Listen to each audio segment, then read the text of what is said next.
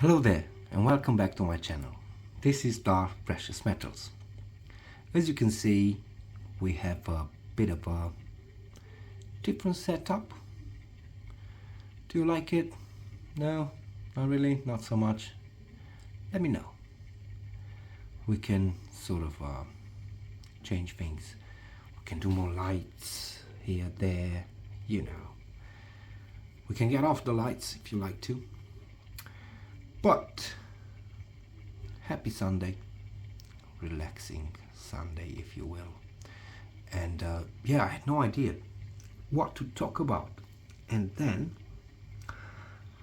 I looked this morning at a chart at silver.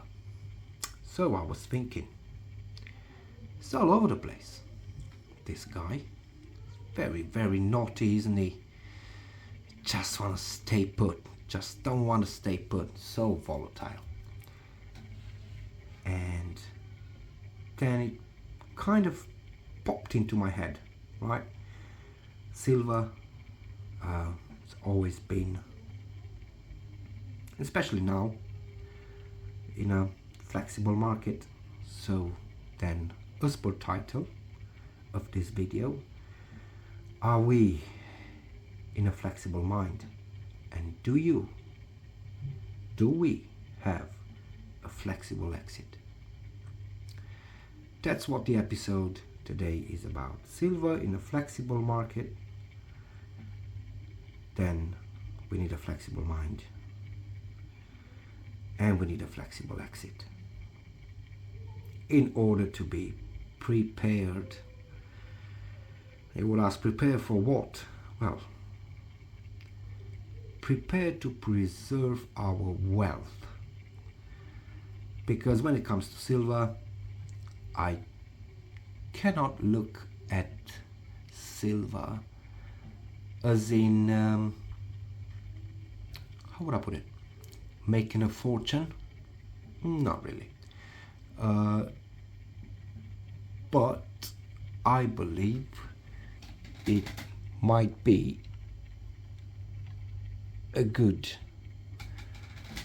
hedge against inflation. Yeah, a lot of people argue, well, not really, not even that. Well, right, but it's a flexible, volatile, precious metal. And then again, some people will say, what precious metal are you talking about, mate? This is an industrial metal. That's why its prices are always kept down, because the guys from what is it called? At the Cook the Books Club, yeah, behind doors, are keeping its price down. Because there's so much need at the industrial level, and then if silver goes up, all the goods that use silver, starting from cell phones, mobiles, computers, laptops, pharmacy industry, machinery, especially in pharmacy industry and medical industry, and the list could just go on and go on and go on. So yeah, it's a big part, at least it's a big part of the industrial element of this world. This silver. It has this magic though, doesn't it? Just look at that. Just look at that dragon. Look at that Perth mint dragon. Yeah. Ostara. You've gotta love Ostara. Look at her. She's absolutely beautiful. DC Superman. He's glowing with his cape. Yeah, she's just. And Back to the Future too. We love that movie, and we love that coin. Artemis, the goddess of hunting, if I remember correctly. But anyway, A flexible market, a flexible mind, a flexible exit. Yeah, it's a lot to talk about when we are planning, if you will, we are planning to invest in silver, and it's so much to talk about that I'm not going to have time to do this properly, ever, not in one episode. You wouldn't know where to start and where to finish, but what was the word? History is not repeating itself really, but it rhymes. Well, we have a very long history with silver, because just like gold, it's been considered a reliable store of wealth and value, isn't it, for centuries. So it's been used as a medium of exchange. So many societies, and carries the same reputation for being a reliable metal all the way to today. But is it better than fiat? It should be, because unlike the fiat currency, the silver cannot be printed at will. So yay, we have something that's a bit more stable. You'll have to work through it. You'll have to mine it in order to have them. In order to do the mining, you have to have quite a lot of money. You need a lot of infrastructure. It's not that easy. You have to mine it. You have to process it. You have to ship it. Then there's this cost with the selling as well.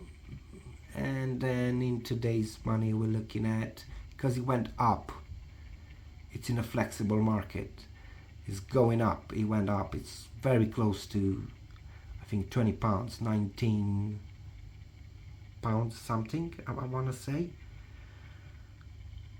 I think. So yeah, it really is interesting times, at least. Very interesting times. We're looking at 19 pounds point 81 today, at the time of making this video. So it went up. It went up with everybody else. It's like, the market sort of put up everybody together, and they're holding hands and they just go up. Nvidia, S&P 500, Bitcoin, silver, gold, housing, you name it. Everything goes up. It's not normal, is it? Not really. Are you feeling, something's going on? Yeah, I think so. We don't have a crystal ball to, to read the future, but I think everybody's feeling is, something's cooking. Right, anyway, going back to silver, and silver is in a growing up market, so it's again in a flexible market. And do we have a flexible mind then, and do we have a flexible exit strategy? But we were saying there's a lot of history to silver, because silver and other hard assets, right, may potentially hold their value a little bit better, or even possibly rise in value as price pressures climb. Unlike other metals, though, I think silver may benefit from a few factors. Like I said, an ongoing rise in industrial demand on one hand. On the other hand, it can also benefit, if you will, from central bank monetary policies. even geopolitics sometimes, right? Let's look at the last 10-15 years. We have seen central banks fighting together, fighting between each other in order to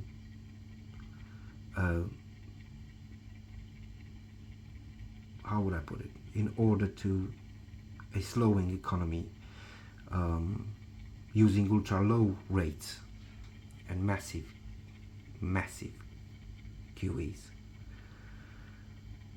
Some people argued that all those tools have been successful.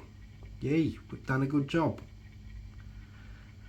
Okay, but some others will say, well, no, not really, because you printed out in oblivion, and all you've done is really help the rich guys.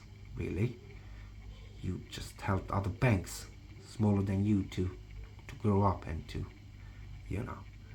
be friends all together, having a nice meal and decide the fate of the world. It sounds very conspirational, I know, but trust me, I'm not. That's not the point of today. Anyway, the disability, right, of central banks, however, to print massive amounts of currency, could potentially influence the paper currencies that we will have today, tomorrow, because printing out a lot will how would I put it? We'll have a currency, we'll have a fiat currency that is going to drop in value, which then will make silver and other hard assets potentially more attractive to long-term investing. Silver needs to make a move, I believe. And we've seen before that he stood still in the test of time. Was a reliable store of wealth and value, and most likely is going to do so from now on as well. But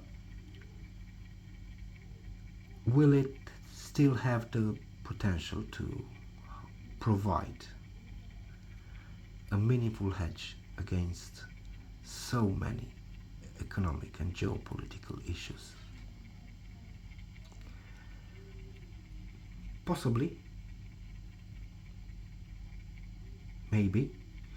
If you look of any charts at silver, because we need to look at its flexibility, and then we need to shift our brain, and we need to have a flexible mind and have a flexible exit, right? If you look at its flexibility in times of prices, if you're looking back in the 70s, it was less than £10 an ounce, less than $10, whatever it was. It went up, right, a little bit in the 70s, but something happened in the 80s, big crisis, and shoot up to the moon, a few people will say, with $36 per ounce.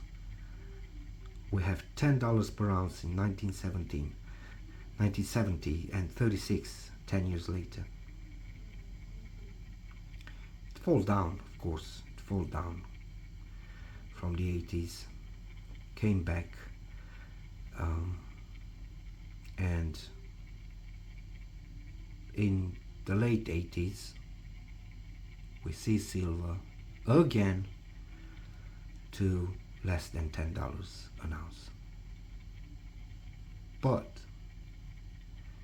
he did maintain a trading range under $10 for years to come, and it didn't start to climb properly over those $10 an ounce only after 2006.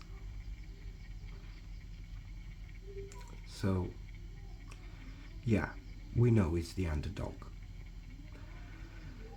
We know it goes up and down when, especially nowadays, it goes up and down when it shouldn't. More and more, I want to say nothing makes sense. It's not very easy. We've seen with gold as well what happened. When things are very, very bad, when they're high interest rates, when there's just a lot of, I don't know, pressure with cost of living, precious metals mainly goes up. They go up. But we've seen last year and a couple of months ago as well, precious metals went up and down, up and down, up and down. Quite volatile. You know, when good news are coming, precious metals should keep it at the same level, maybe even go down a bit, because there's peace, quiet, silence. And when, I don't know, the Feds come out and say, yeah, we're going to keep the interest rates at the same level, we're not going to do anything pretty much this year, if anything will go low, that's a sign precious metals should keep it at the same level of where they were at the time of the announcement, maybe even go down a bit, because things are okay. But no, it didn't happen. It went shoot up to the moon, all-time high, for gold at least. So yeah, we live in very strange times where we need to be prepared. We need to be prepared because we have a very flexible market, and we need to shift our brain to be in a very flexible mind, and then we need to put together a flexible exit. What is that exit? It will be different for everybody, because it can come again at 2008, and then silver basically double to about $20 per ounce. Of course, it was due to breaking financial crisis 2008 and 2009 that saw global banking system nearly collapse. But after that, silver came back again to £10 an ounce, and that was the time when that dip was bought massively, aggressively, and it began a historical climbing price that saw the market move very, very close to $50 per ounce in 2011.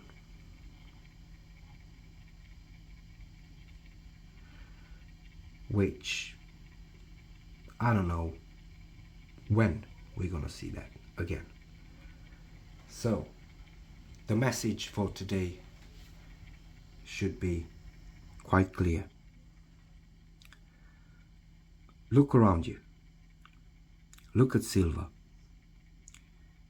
It does what silver things does. Going up and down. You really don't have 100% solutions to read the future. And he's always, especially today, more than other years, but it is in a flexible market, so then you need a flexible mind and you need a flexible exit. You need to be prepared that it can drop down back again to, let's say, 10, 12 pounds. But that doesn't mean you don't have to be prepared that, let's say, in 2030 maybe, or by the end of this decade, it could shoot up to 30, 35 pounds even. Yeah, I know it's very unlikely, but I'm counting, when I say this, I'm counting that we'll print in oblivion and we'll just keep adding trillions and trillions of dollars and pounds and euros to that big bubble. And when it will explode, and I don't want it to explode, don't get me wrong, because if it does, there's going to be a lot of bad things that might happen. But we wish it or not, it's not going to be up to us. I think it's a thing that it will happen anyway. And when it will, most likely, precious metals will go up. And we could definitely see a silver going up to 30 pounds. It's not going to be, you know, a shoot to the moon. It could also go to 150 pounds and 200 pounds, which people say that would pretty much be the real value of today's silver, according to a fair gold silver ratio, or if you will, a silver to gold ratio, which shouldn't be more than 50, 60 to 1, as in 50 ounces of silver should be 1 ounce of gold. Which, if that would be the case, we're looking at a range of 300 for 1 ounce of silver. If it, you know, just 5 times, sort of. But if it's a ratio, a more fair ratio, let's say 1 to 50 ounces of silver for 1 ounce of gold, which people say that's where the ratio should be. We're looking at about 30 something, 34, 35 pounds, 1 ounce of silver, and that would be apparently a fair price. Well, I can see that happening in about 10 years. It's not going to be a problem. We keep inflating. That bubble goes up. We keep printing and so on and so on. Well, yeah. But all I'm saying is today, be mindful with your silver. Yeah. We live in flexible markets, which means really that we need to have a flexible mind, and then we need a flexible exit.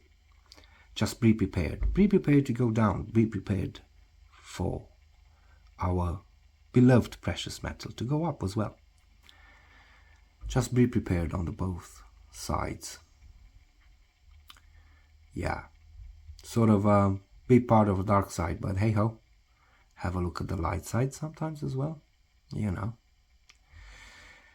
Yeah, I really said nothing, didn't I? But, well, like I said from the start, I didn't know what to talk to you about. I made this setup that I hope you're gonna like, and I thought I'm just gonna talk to myself and just really think out loud. And I said this so many times. If anything, you'll find out from my channel my true opinion, and yeah, of course, you have the right to judge. It's fine. That's why we are here, so we can have a chat about it, so you can say whatever you think that I did not say it right, whatever you think that it needs improvement, whatever you think that, you know, sometimes I'm off the tracks. I know, but I'm only human, so I've got an excuse, right? Yeah. Anyway, guys, this was me for today. I rambled a lot. 25 minutes. Wow. Okay. But yeah, we have a nice setup today, I believe. We're looking at bullion coins. We're looking at generic silver. And in opposition with my last video, where we talked about premiums, today we really had referring to general silver. And there's only one message, really.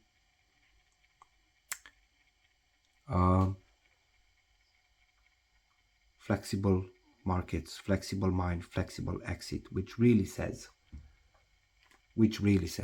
keep stacking. Don't worry, just keep stacking.